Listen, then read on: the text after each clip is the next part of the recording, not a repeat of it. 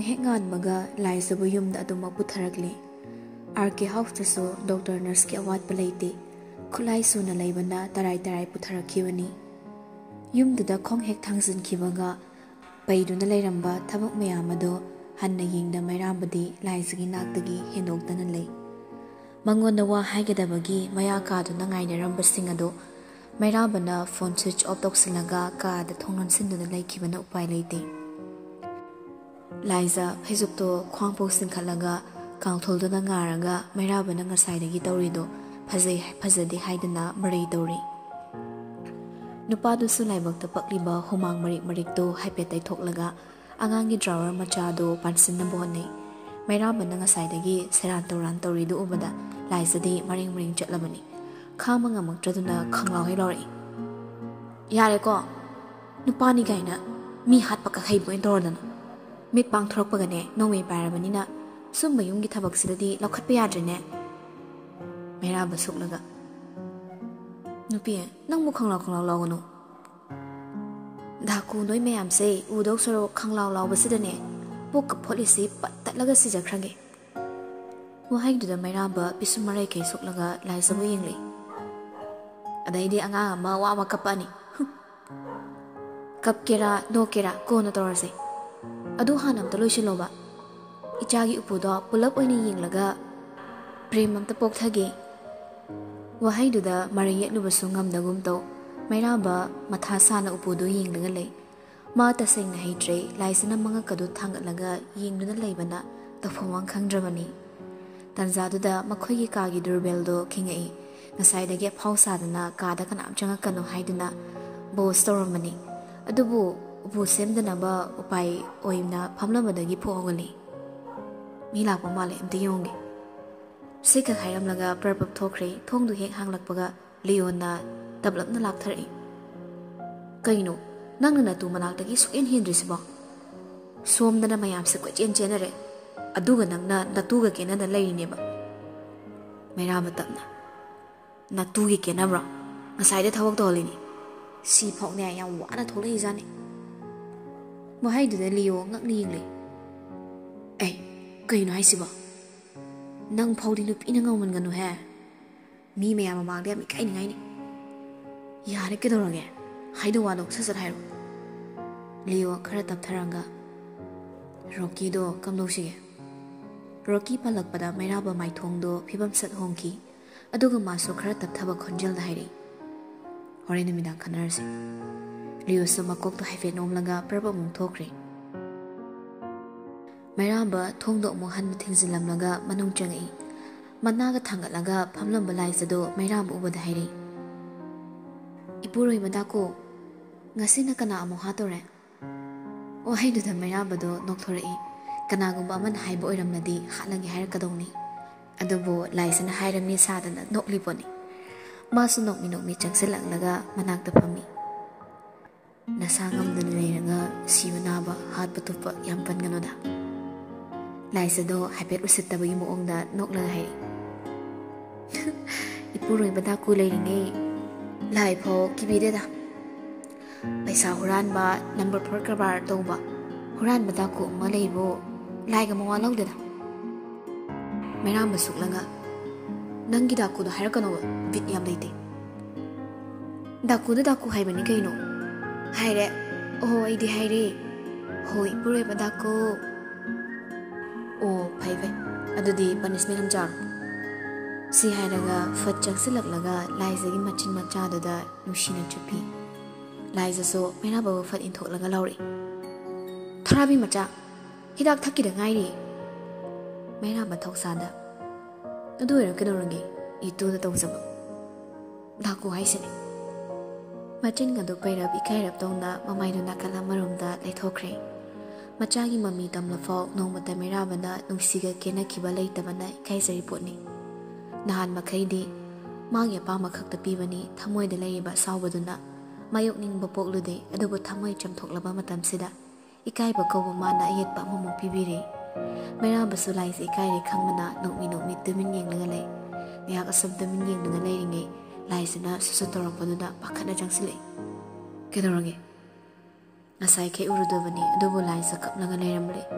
Mamaido Bini chot kay Mirabado on Silay. Madonda Lawai Satri. Kidoragiba, Nasano itemra. Bukto Namra. Say, Yamung Dioba. Nuxi. Mirabungana. Kidorang Habani. I Yamung Nusi Haba. Tanik Lava Conjel the Hirakliba, Wahidada, Bakalama Tamoido, Tapna Tamning Takri. Masu Tapna Tangalaga, Lizabo Consimbi. Adogi Bukapong Nabro. Yamung Nuso, Tawaida Gihin and Ushi City. Liza, Miramagi Matanagi, Fatorak Laga. Yamna Bakajabagi Monda. Yambo, Nang Miga no make up Nagano. Mi Supanaganoba. No, you don't make up Nabana. Aiki. Pumnamaki may chak Hamangam Lavaso. Yamung Kainabagi may chak tea, Kangmangam Lai. Nang mi so hat kano yambo. Taibang Parok Jimmy Chana, a Kibo Warokini. Nang mi hat kano. Bakajama Matona, Hen and Ushiri. Mangon the Pai Balai Koto Tapna Loktok Laga, Madam Bison Biri. Halloy, me the land and the net. A big waziba panum the it could never so loy. Aina Hakimanatra. Aidi, Nang the Pumnamuni. Nang Lamagi, Malim Safazavani. Nang Lerambagi, Ahing Lambani. Chak lover, Eki Pumsina. Liza Eric Oiduna, Ayom Chak Naramba Tamuisa. It can give us a nangani. Nangia Pamada, I know the wind Gadamanati. Nangia Tangi, Ikogda, Tangalaga. Nang Lamzilla, Pumala Mirda, I know the Ilaga Jatkadamani. Agidi, Pumnamuk Nangni. Sarga Sunak, Patal Sunak. Agi Pumnamukti, Agi Lizani.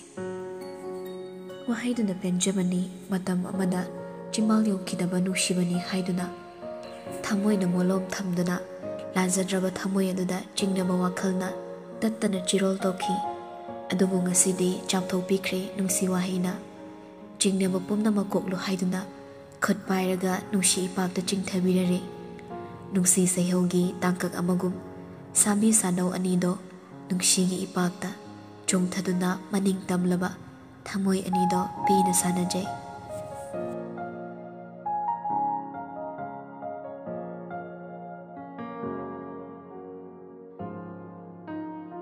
Mana Tauba Taba Kuding Maki Fall Oina, Tanglabasu Tingna, Karma Kobi Bina, Kaurang Nangai to the Labani. Mui by Koina, Kaidong the Migi Maral Palm Bahona Day. Agisuna Tabopot Amabo, Namdana, Agi Hotna Oina Bohotna Bahibase, Bunsi Bicharda Yaudi, Hotna Bada Fang the Balate, Adobo, Migi Maral Day Munfade, Asibagi Maral, Toliba Mioiba, Taibang Mayagi, Changingda, Maitibaso Kayani. Adubo Chumana Zoini, Aran Mamadi, Karma Kobi Bina, Maya Long the Gardena, Yotlagi Matagum, Gairaga Lady. A Hindu Yai Chabu Adada, Italy the Labor, quite dangerous Oi Hainariba, Bobiglia Islander, Genovese family flagna, Wang Hagatunan, Mayai Oirab Chauba, Yachts Ama, Islander Dugi Mayai Chabuk to Tauri.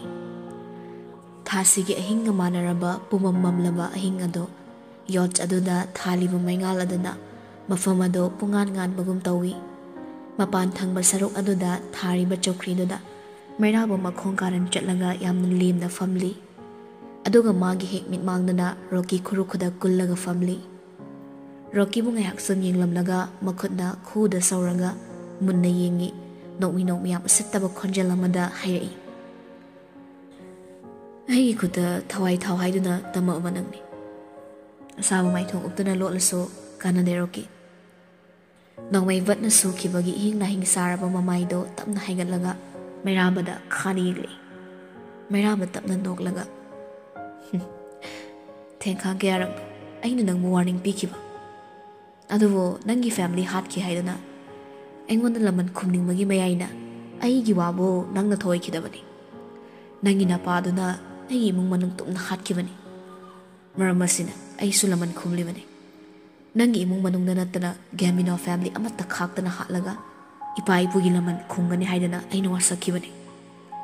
Adubo mayabagi warsakpo nang nasing na duna. Loto na laybagi mahot ay mayok talekibani. Masi aigi irang nate. Migi maral pamba napa nasagi naral ni. Napa hat kibaduna aigi apian moy kramani. Adubu makata na napa gi mohot sinlaga nang na aigi punsida yuat kibani. Ado nang na khang nidani. Mairabagi lambi da yet pakuding. Aina karam na mangan ki haiba. Tengkhang ki adano. Aina nang buyeng duna lak kibani. Adubu ngasidi aigi vessens ki aroiba level yori. Wagano.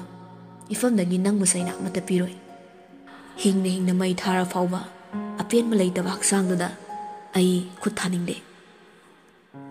Suksoi soida na sirani khang lapao. Rocky usitabahan de. Masu tap na nuklaga karim na nairi. Nang bumay tiba piwa ngamdrabaso. Nafam da China karadi piwa ngambasina ay yapian mo oiramanay. Handang mapoksida nang na ibu ngamkrabaso. Haying muki mapokta.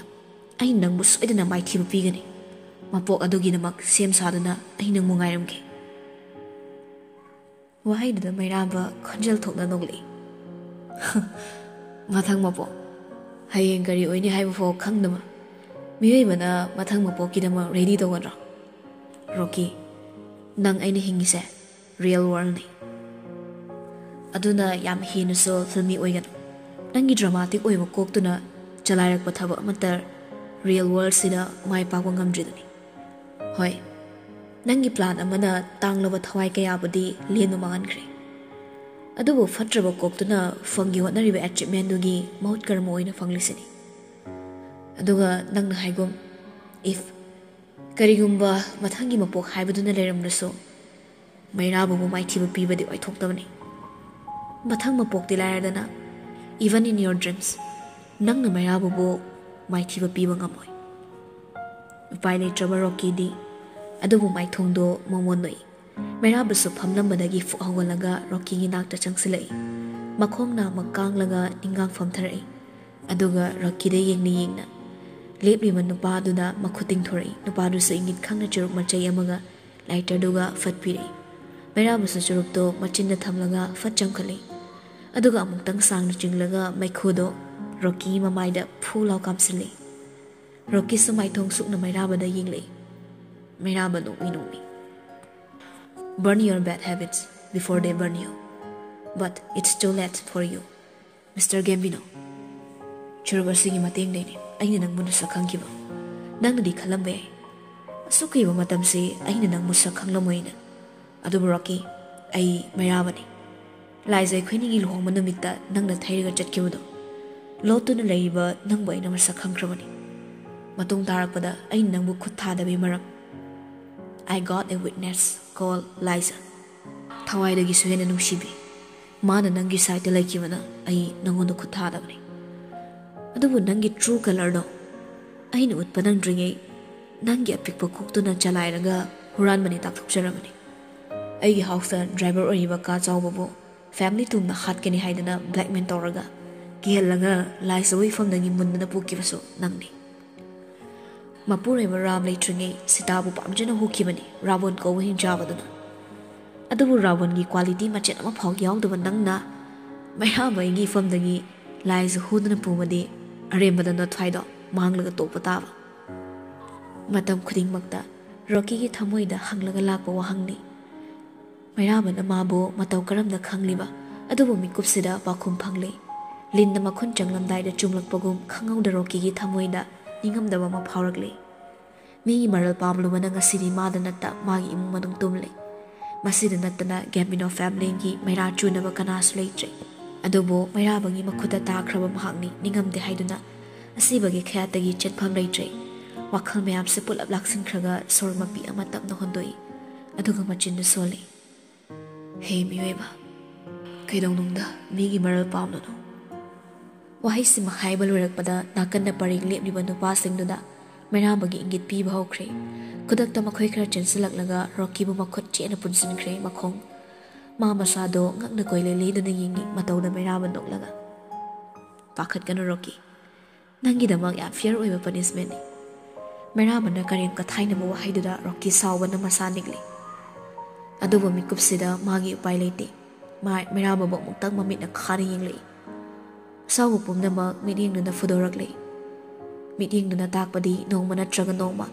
ꯃꯩꯔꯥꯕꯨꯕꯨ ꯃꯥꯏꯊꯤꯕ ꯄꯤꯈꯤꯅꯤ ꯍꯥꯏꯗꯨꯅ ꯁꯤꯡꯂꯝꯕꯅꯤ꯫ ꯔꯣꯀꯤꯒꯤ ꯃꯤꯠꯌꯦꯡꯗꯣ ꯃꯩꯔꯥꯕ ꯒ꯭ꯌꯥꯟ ꯇꯥꯏ꯫ ꯁꯤꯡꯅꯕꯒꯤ ꯃꯤꯠꯌꯦꯡꯅ ꯌꯦꯡꯂꯛꯄꯗꯣ ꯎꯕꯗ ꯃꯩꯔꯥꯕ ꯅꯣꯛꯂꯝꯕꯗꯣ ꯆꯞ ꯂꯦꯞꯄꯤ꯫ ꯃꯤꯀꯨꯞꯁꯤꯗ ꯔꯣꯀꯤꯕꯨ ꯃꯈꯨꯠ ꯄꯦꯟꯅ ꯍꯥꯠꯅꯤꯡꯂꯛꯏ꯫ ꯑꯗꯨꯕꯨ ꯅꯨꯡꯁꯤꯕꯤ ꯃꯥꯒꯤ ꯋꯥꯍꯩꯅ ꯆꯦꯠꯅ ꯄꯨꯟꯁꯤꯟꯈ꯭ꯔꯕ ꯃꯈꯨꯠꯅꯤ, ꯂꯦꯡꯕ ꯑꯣꯠꯄ ꯌꯥꯗꯦ꯫ ꯔꯣꯀꯤ ꯃꯥꯕꯨ ꯌꯦꯡꯂꯒ ꯈꯨꯇꯨꯝ ꯆꯦꯠꯅ ꯇꯥꯁꯤꯜꯂꯤ, ꯑꯗꯨꯕꯨ ꯃꯤꯠꯌꯦꯡꯅ ꯑꯔꯣꯏꯕ ꯏꯪꯒꯤꯠ ꯄꯤꯔꯛꯂꯤ꯫ ꯅꯨꯄꯥꯁꯤꯡꯗꯨ ꯊꯤꯟꯊꯅ ꯔꯣꯀꯤꯕꯨ ꯇꯥꯞ ꯄꯥꯏꯔꯒ ꯑꯥꯏꯂꯦꯟꯒꯤ ꯂꯨꯔꯕ ꯏꯁꯤꯡ ꯑꯗꯨꯗ ꯂꯪꯊꯈ꯭ꯔꯦ꯫ ꯑꯗꯨꯕꯨ ꯔꯣꯀꯤꯒꯤ ꯍꯛꯆꯥꯡꯗ ꯏꯁꯤꯡꯒꯤ ꯏꯃꯥ ꯌꯧꯗ꯭ꯔꯤꯉꯩ ꯑꯍꯤꯡꯗ ꯄꯥꯏꯕ ꯂꯪꯖꯥ ꯎꯆꯦꯛ ꯑꯆꯧꯕ ꯑꯃꯅ ꯇꯥꯞ ꯂꯥꯛꯈ꯭ꯔꯦ꯫ ꯃꯤꯒꯤ ꯁꯥꯗꯣꯡ ꯆꯥꯕ ꯎꯆꯦꯛꯅꯤ ꯔꯣꯀꯤꯒꯤ ꯁꯥꯗꯣꯡ ꯈꯔ ꯁꯦꯠꯂꯒ ꯃꯌꯥꯗꯒꯤ ꯊꯥꯗꯔꯛꯏ꯫ ꯑꯗꯨꯕꯨ ꯍꯟꯗꯛꯃꯨꯛꯁꯨ ꯑꯇꯣꯞꯄ ꯂꯪꯖꯥ ꯑꯃꯅ ꯄꯥꯏꯁꯤꯜꯂꯛꯂꯒ ꯔꯣꯀꯤꯕꯨ ꯇꯥꯞ ꯑꯣꯛꯇꯨꯅ ꯁꯥꯗꯣꯡꯗꯨ ꯁꯦꯠꯈ꯭ꯔꯦ꯫ ꯍꯤꯡꯅ ꯍꯤꯡꯅ ꯁꯥꯗꯣꯡ ꯃꯆꯦꯠ ꯐꯛꯇꯨꯅ ꯂꯪꯖꯥ ꯎꯆꯦꯛꯀꯤ ꯃꯆꯤꯟꯖꯥꯛ ꯑꯣꯏꯈ꯭ꯔꯦ꯫ ꯍꯣꯜꯂꯤꯕ ꯁꯣꯔꯗꯣ ꯈꯞ ꯆꯤꯡꯂꯕ ꯁꯥꯗꯣꯡ ꯁꯦꯠꯈꯤꯕꯒꯤ ꯆꯩꯅꯥꯗꯣ ꯋꯥꯅ ꯈꯥꯡꯉꯤ ꯔꯣꯀꯤ꯫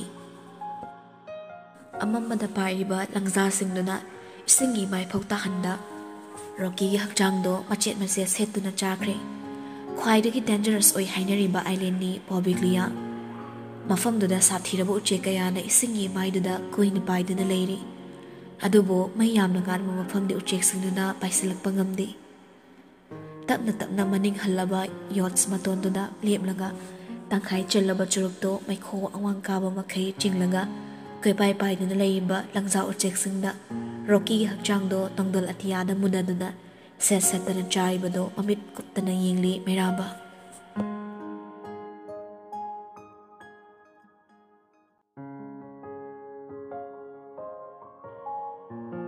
ꯃꯥꯕꯨ ꯁꯨꯝꯕꯤꯔꯝꯂꯒ ꯃꯩꯔꯥꯕꯅ ꯇꯞꯅ ꯍꯧꯒꯠꯈꯤꯕꯗꯣ ꯃꯥꯁꯨ ꯈꯪꯍꯧꯏ꯫ ꯑꯗꯨꯕꯨ ꯈꯪꯗꯕ ꯁꯥꯗꯨꯅ ꯇꯨꯝꯁꯤꯟꯈꯤꯕꯅꯤ꯫ ꯏꯇꯥꯂꯤꯗ ꯑꯍꯤꯡ ꯑꯣꯏꯔꯕꯁꯨ ꯃꯐꯝꯁꯤꯗꯗꯤ ꯅꯣꯡꯉꯥꯜꯂꯝꯗꯥꯏ ꯃꯇꯝ ꯑꯣꯏꯔꯛꯂꯤ꯫ ꯆꯠꯂꯝꯗꯥꯏꯗ ꯃꯩꯔꯥꯕ ꯂꯤꯑꯣ ꯔꯣꯕꯔꯠꯅ ꯁꯥꯟꯅꯈꯤꯕ ꯋꯥꯔꯤꯗꯣ ꯃꯥꯁꯨ ꯇꯥꯍꯧꯏ꯫ ꯃꯄꯨꯔꯣꯏꯕꯒꯤ ꯃꯒꯨꯟ ꯈꯪꯅ ꯈꯪꯅ ꯂꯥꯏꯖ ꯄꯥꯈꯠꯄ ꯄꯣꯛꯏ꯫ ꯃꯤꯀꯨꯞꯇ ꯊꯃꯣꯏꯗꯣ ꯑꯃꯨꯛ ꯆꯥꯎꯊꯣꯛꯂꯒ ꯇꯨꯝꯊꯅꯕ ꯍꯣꯠꯅꯩ, ꯑꯗꯨꯕꯨ ꯇꯨꯝꯁꯤꯟꯕ ꯌꯥꯗ꯭ꯔꯦ꯫ ꯇꯨꯝꯁꯤꯟꯕ ꯉꯝꯂꯛꯇ꯭ꯔꯗꯨꯅ ꯃꯕꯨꯛꯇ ꯄꯥꯏꯔꯒ ꯇꯞꯅ ꯍꯧꯒꯠꯂꯤ꯫ ꯆꯩꯅ ꯍꯥꯏꯐꯦꯠ ꯐꯥꯎꯕꯅ ꯇꯞꯅ ꯁꯨꯒꯠꯂꯒ ꯈꯥꯡꯉꯤ, ꯑꯗꯨꯕꯨ ꯐꯃꯨꯡꯗꯒꯤ ꯀꯨꯝꯊꯔꯒ ꯋꯥꯜꯗꯨꯗ ꯉꯥꯛꯂꯒ ꯇꯞꯅ ꯇꯞꯅ ꯂꯥꯛꯏ ꯀꯕꯣꯠ ꯂꯩꯔꯤꯕ ꯔꯨꯝ ꯑꯗꯨꯗ ꯆꯪꯂꯛꯏ꯫ ꯆꯪꯁꯤꯜꯂꯛꯂꯒ ꯇꯣꯉꯥꯟꯅ ꯃꯁꯥ ꯅꯥꯟꯅ ꯂꯩꯔꯤꯕ ꯀꯕꯣꯔꯠꯇꯨ ꯇꯞꯅ ꯍꯥꯡꯗꯣꯛꯏ꯫ ꯐꯦꯃꯤꯂꯤꯒꯤ ꯐꯣꯇꯣꯅꯤ ꯃꯥꯡꯗ ꯂꯩꯔꯤꯕ ꯗꯥꯏꯔꯤꯗꯨ ꯎꯕꯗ ꯅꯣꯛꯐꯦꯠ ꯇꯧꯅ ꯃꯈꯨꯠꯅ ꯂꯥꯝꯂꯒ ꯇꯞꯅ ꯂꯧꯊꯩ꯫ ꯗꯥꯏꯔꯤꯗꯣ ꯅꯧꯃꯤ ꯅꯧꯃꯤ ꯌꯦꯡꯂꯒ ꯑꯃꯨꯛ ꯍꯟꯅ ꯀꯥꯗꯒꯤ ꯇꯞꯅ ꯇꯞꯅ ꯊꯣꯔꯛꯂꯦ꯫ ꯃꯩꯔꯥꯕꯅ ꯍꯥꯏꯗ꯭ꯔꯕꯁꯨ ꯗꯥꯏꯔꯤꯁꯤꯅ ꯍꯥꯟꯅ ꯊꯦꯡꯅꯈ꯭ꯔꯕꯅꯤ꯫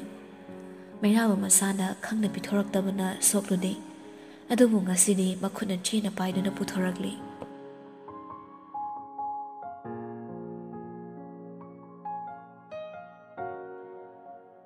ꯄꯣꯏꯅꯨꯒꯤ ꯅꯣꯡꯉꯥꯜꯂꯝꯗꯥꯏ ꯎꯟ ꯃꯍꯤꯅ ꯃꯥꯂꯪꯕ ꯑꯣꯏꯗꯨꯅ ꯃꯥꯏꯀꯩ ꯈꯨꯗꯤꯡ ꯂꯤꯔꯤ ꯂꯤꯔꯤ ꯁꯤꯠꯂꯤ꯫ ꯑꯗꯨꯕꯨ ꯀꯥ ꯑꯗꯨꯗꯤ ꯄꯣꯏꯅꯨꯒꯤ ꯑꯏꯪꯕ ꯅꯨꯡꯁꯤꯠꯇꯨꯒꯤ ꯈꯣꯡꯗꯥꯐꯝ ꯂꯩꯇꯦ꯫ ꯃꯥꯂꯪꯕ ꯃꯥꯒꯤ ꯖꯒꯣꯏ ꯇꯥꯟꯊꯥꯗ ꯖꯒꯣꯏ ꯈꯨꯠꯊꯦꯛ ꯇꯝꯅꯤꯡꯂꯤꯕ ꯂꯥꯏꯖꯒꯤ ꯁꯝꯂꯥꯡꯅ ꯅꯥꯞꯄꯗ ꯇꯠꯇꯅ ꯆꯤꯔꯣꯜ ꯇꯧꯔꯛꯏ꯫ ꯃꯥꯂꯪꯕꯒꯤ ꯂꯝꯕꯤ ꯄꯤꯌꯨ ꯍꯥꯏꯗꯨꯅ ꯂꯥꯏꯖꯁꯨ ꯆꯤꯔꯣꯜꯗꯨ ꯈꯪꯕꯅ ꯇꯞꯅ ꯆꯪꯁꯤꯜꯂꯛꯂꯒ ꯒ꯭ꯂꯥꯁꯅ ꯄꯥꯛꯅ ꯈꯥꯔꯤꯕ ꯊꯣꯡꯅꯥꯎꯗꯨ ꯍꯥꯡꯗꯣꯛꯏ꯫ ꯊꯣꯡꯅꯥꯎꯗꯨ ꯍꯦꯛ ꯍꯥꯡꯕꯒ ꯃꯉꯥꯎ ꯊꯤꯕ ꯃꯥꯂꯪꯕ ꯃꯍꯥꯛꯅ ꯈꯜꯂꯤꯕ ꯑꯉꯧꯕ ꯀꯔꯇꯦꯟꯁꯤꯡ ꯑꯗꯣ ꯕ꯭ꯔꯪ ꯂꯥꯎꯅ ꯍꯨꯝꯗꯣꯔꯛꯏ꯫ ꯆꯍꯨꯝ ꯑꯗꯨꯗ ꯂꯥꯏꯖ ꯃꯃꯤꯠ ꯎꯏꯁꯤꯜꯂꯒ ꯃꯃꯥꯏꯗꯨ ꯅꯥꯀꯟꯗ ꯂꯩꯊꯣꯛꯂꯒ ꯈꯥꯡꯖꯩ꯫ ꯂꯥꯏꯖꯁꯨ ꯑꯍꯥꯡꯕ ꯃꯥꯂꯪꯗ ꯌꯦꯡꯂꯝꯂꯒ ꯅꯥꯀꯟꯗ ꯊꯥꯔꯤꯕ ꯆꯧꯀ꯭ꯔꯤꯗꯨꯗ ꯇꯞꯅ ꯐꯝꯊꯩ꯫ ꯇꯦꯕꯜꯗ ꯂꯩꯔꯤꯕ ꯗꯥꯏꯔꯤꯗꯨ ꯃꯃꯥꯏ ꯈꯔ ꯐꯥꯛꯂꯒ ꯃꯈꯨꯠꯅ ꯄꯥꯏꯔꯤꯕ ꯈꯣꯔꯖꯩ ꯑꯗꯨꯅ ꯑꯉꯧꯕ ꯆꯦꯕꯥꯡ ꯑꯗꯨꯗ ꯑꯍꯥꯟꯕ ꯋꯥꯍꯩ ꯑꯃ ꯃꯃꯣꯟ ꯅꯣꯛꯅ ꯏꯕ ꯍꯧꯏ꯫ ꯌꯥꯝꯕꯨꯡ, ꯁꯛꯂꯣꯟ ꯄꯨꯕ ꯅꯨꯡꯁꯤꯕ, ꯑꯉꯥꯎꯕ ꯃꯥꯂꯪ ꯃꯥꯒ ꯄꯥꯡꯈꯛ ꯑꯣꯏꯕꯅꯤ꯫ ꯍꯥꯏꯅꯩ ꯃꯤꯅ ꯁꯥꯍꯤꯡ ꯆꯥꯕ ꯁꯥꯅꯤ, ꯑꯗꯨꯕꯨ ꯏꯐꯝꯗꯗꯤ ꯊꯋꯥꯏꯒꯤ ꯅꯨꯡꯁꯤꯕꯅꯤ ꯅꯪꯁꯦ꯫ ꯅꯪ ꯂꯩꯕꯅ ꯃꯥꯂꯦꯝꯁꯦ ꯐꯖꯕꯅꯤ, ꯌꯥꯝꯕꯨꯡ ꯍꯤꯡꯂꯝꯕꯅ ꯂꯥꯏꯖ ꯂꯩꯔꯝꯕꯅꯤ꯫ ꯄꯨꯟꯁꯤ ꯆꯨꯞꯄ ꯅꯪꯒꯤ ꯊꯃꯣꯏ ꯂꯩꯀꯣꯜꯁꯤꯗ ꯏꯅꯤꯡ ꯇꯝꯅ ꯂꯩꯁꯥ ꯇꯝꯖꯒꯦ꯫ ꯅꯣꯔꯣꯛꯀꯤ ꯈꯣꯝꯗ ꯀꯨꯝꯂꯕꯁꯨ ꯐꯤꯖꯤ ꯄꯥꯏꯔꯒ ꯅꯇꯨꯡ ꯏꯟꯅꯖꯒꯦ꯫ ꯁꯥꯍꯤꯡ ꯆꯥꯕ ꯁꯥꯒꯤ ꯁꯛꯂꯣꯟ ꯂꯧꯔꯕꯁꯨ ꯏꯊꯥꯅꯨꯡꯗ ꯆꯦꯅ ꯀꯣꯟꯁꯤꯜꯂꯒ ꯏꯆꯤꯜ ꯄꯦꯟꯅ ꯅꯪꯕꯨ ꯅꯨꯡꯁꯤ ꯍꯩꯖꯒꯦ꯫ ꯏꯐꯝꯗ ꯎꯍꯜꯂꯤꯕ ꯑꯆꯝꯕ ꯃꯥꯏꯊꯣꯡ ꯑꯗꯨꯇ ꯅꯠꯇꯕ ꯁꯛꯂꯣꯟ ꯈꯨꯗꯤꯡꯃꯛ ꯊꯃꯣꯏꯁꯤꯗ ꯈꯣꯏꯗꯥꯖꯩ꯫ From Liza Lysrum to my beloved husband, Love Mafia. 2022 December 30 Friday 4:30 a.m.